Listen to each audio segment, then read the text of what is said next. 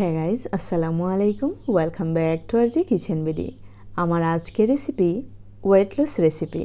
Oats দিয়ে আমরা কিভাবে সকালের নাস্তা সঠিকভাবে করে নিতে পারি আজকে আমি আপনাদেরকে তৈরি করে দেখাবো। তাহলে চলুন আমার আজকের এই রেসিপিটি দেখে নেওয়া যাক। আমি অনুরোধ করব স্কিপ না করে দেখার, তাহলে অনেক উপকারে আসবে।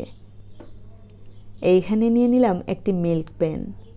এই মিল্ক প্যানে নিয়ে নিচ্ছি প্রায় 700 ml এর মতো দুধ। এইখানে আমি ইউজ করছি খাঁটি গরুর দুধ। আপনারা চাইলে অবশ্যই পাউডার মিল্কের সাথে পানি মিশিয়েও তৈরি করে নিতে পারেন, এমনকি যে কোনো ব্র্যান্ডের মিল্ক ইউজ করতে পারেন। এইখানে নিয়েছি ওটসের কৌটা। দেখতে পাচ্ছেন অনেকটাই শেষ হয়ে গেছে, আর আমি কি পরিমাণে ইউজ করছি আপনাদেরকে দেখাচ্ছি।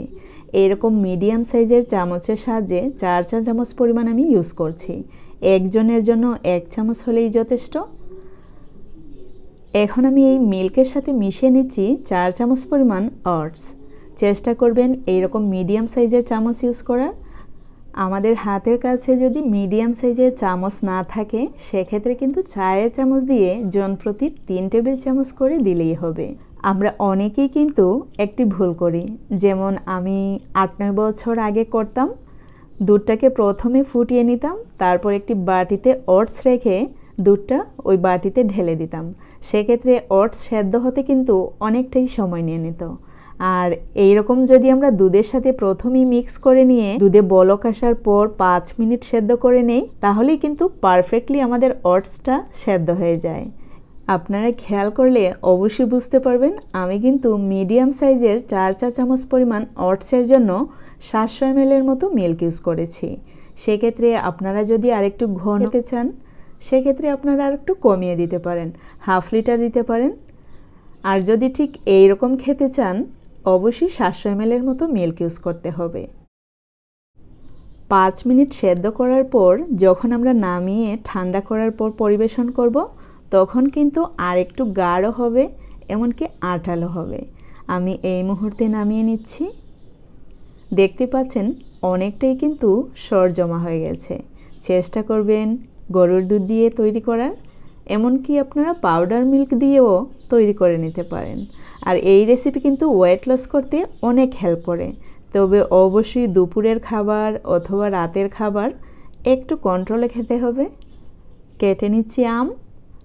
আনারস ছাড়া বাকি যে ফলগুলো আপনাদের পছন্দ, এমনকি ঘরে থাকে, সেই সব ফলমূল এমনকি ড্রাই ফ্রুটস দিয়ে আপনারা অবশ্যই পরিবেশন করে নিতে পারেন। আর এই ওটস কিন্তু শুধু সকালবেলা না, দুপুরের খাবার এমনকি রাতের খাবার হিসেবেও আমরা খেয়ে নিতে পারি। বাংলাদেশ ছাড়া অন্যান্য কান্ট্রিতে কিন্তু পুরিজের সিঙ্গেল প্যাকেট পাওয়া যায়। সো এক প্যাকেটে একজনের খুব ভালোই নাস্তাটা হয়ে যায়। আমি কেটে নিলাম আম। এইখানে আমি কিছু ড্রাই ফ্রুটস ইউজ করেছি। নিয়েছি খেজুর, পেস্তা বাদাম, কাঠবাদাম খোসা সহ নিয়েছি, আবার কাঠবাদাম নিয়েছি খোসা ছাড়িয়ে, তারপর কিছু কিশমিশ নিয়েছি, আর সাথে আছে ম্যাঙ্গো। সো অবশ্যই আমরা চেষ্টা করব যখনই ওটস খাবো কিছু না কিছু ড্রাই ফ্রুট যেন সাথে থাকে। আমি ঢেলে নিচ্ছি একটি বাটিতে।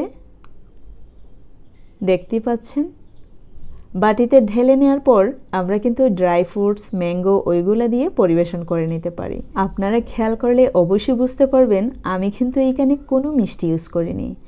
অবশ্যই চেষ্টা করবেন সুগার ইউজ না করার। দিয়ে দিচ্ছি 2 টেবিল চামচ পরিমাণে মধু। সুগার ইউজ করলে ডায়েটের কিছুই থাকে না, কিন্তু অন্যদিকে যারা ওয়েট গেইন করতে চান, সেক্ষেত্রে আপনারা 3 থেকে 4 টেবিল চামচ পরিমাণ সুগার ইউজ করতে পারেন, তাতে করে ভালো হবে। সো আমার এই রেসিপিটি ভালো লাগলে একটি লাইক দিতে ভুলবেন না। বেশি ভালো লাগলে সাবস্ক্রাইব, আরও বেশি ভালো লাগলে ফ্রেন্ডস, ফ্যামিলি এমনকি নতুনদের সাথে শেয়ার করতে ভুলবেন না। আপনাদের একটি লাইক ও কমেন্টস পরের আর একটি কন্টেন্ট তৈরি করতে অনেক হেল্প করে। সো অবশ্যই আমার এই রেসিপিটি কেমন হয়েছে কমেন্টস করে জানাতে ভুলবেন না।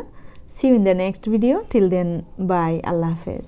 সবাই ভালো থাকবেন, সুস্থ থাকবেন, সবাই সবার জন্য দোয়া করবেন। আসসালামু আলাইকুম।